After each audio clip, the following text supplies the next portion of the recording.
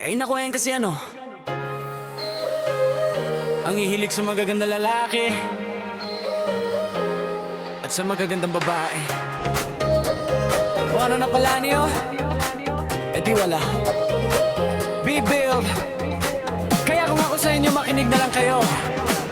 And it goes a little something like this. Kung gusto mong lumika ang iyong buhay, humanap ka ng pangit at ibigin mong tunay. Isang pangit na talagang di mo matanggap, at wag ang lalaki na iyong pangarap. Ngunit kung bakit ko sinabi ko'y simple lang, pagkat magagandang lalaki ay naglalaro lang ng oras mo, pagod, hirap at salapi, pero handa ka nilang iwan sa sandali. Wala na lang maibigay, sasabihin nila goodbye, kaya makinig ka sa payo ko, baby, don't you cry.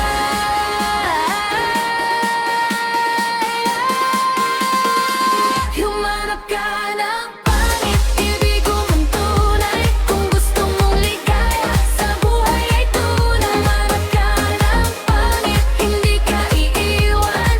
Pag nawala man siya, hindi ka masasaktan.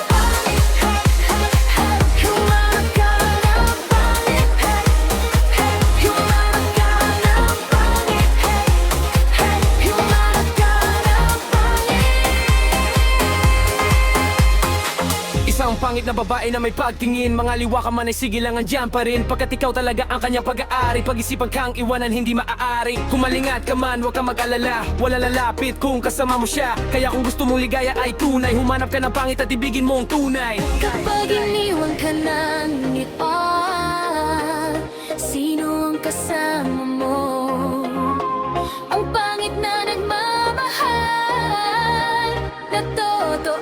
Humanap ka ng pangit, ibigin mong tunay. Kung gusto mong ligaya sa buhay ay tunay. Humanap ka ng pangit, hindi ka iiwan.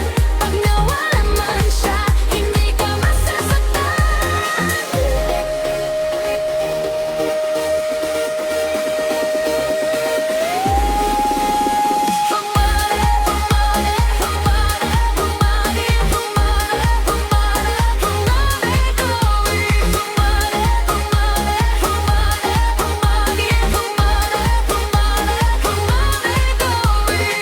Sabi nila kagandahan hanggang balat lamang, pero ang pag-ibig na totoo ay panghabang buhay lamang.